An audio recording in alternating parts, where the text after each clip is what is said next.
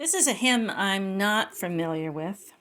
It's called "The Son of God Goes Forth to War." We don't usually like to think about Jesus going to war. But I know that sometimes the fact about going to war has been abused by Christian people. I think of the Crusades, where the men, they went to Jerusalem and they fought against the Islamic people, and there began this bitter war, which remains to this day. That it is very difficult to convert an Islamic person to believe in Jesus Christ because of the Crusades and all that happened in those times.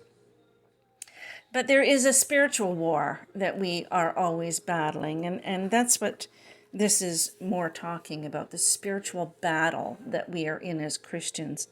I was reading this morning in the book of Acts and reading about the accusations that came against Stephen, the Apostle Stephen, and how the lies that came before him, which accused him, which then ultimately led to him becoming a martyr. And the second verse of this hymn talks about Stephen. It says, "The martyr first, whose eagle eye could pierce beyond the grave, who saw his master in the sky and called on him to save. Like him with pardon on his tongue in midst of mortal pain, he prayed for them that did the wrong, who follows in his train."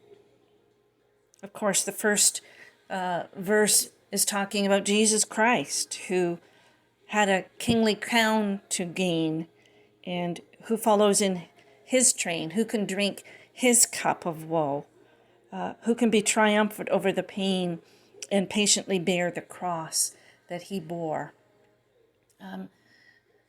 We are living in a time where many martyrs have died for Jesus Christ, and we are living in a time when Christianity is much like it was in the New Testament era, very, very criticized, ostracized, looked down upon.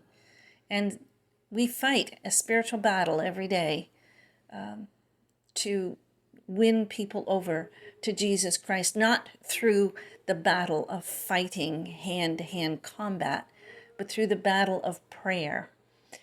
So listen to this wonderful old hymn and just be blessed today.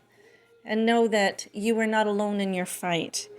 As Paul calls us to put on the armor, he says, take your share of hardship like a good soldier of Christ Jesus, and to put on the armor that he calls us to put on, which will keep us strong and keep us in the faith.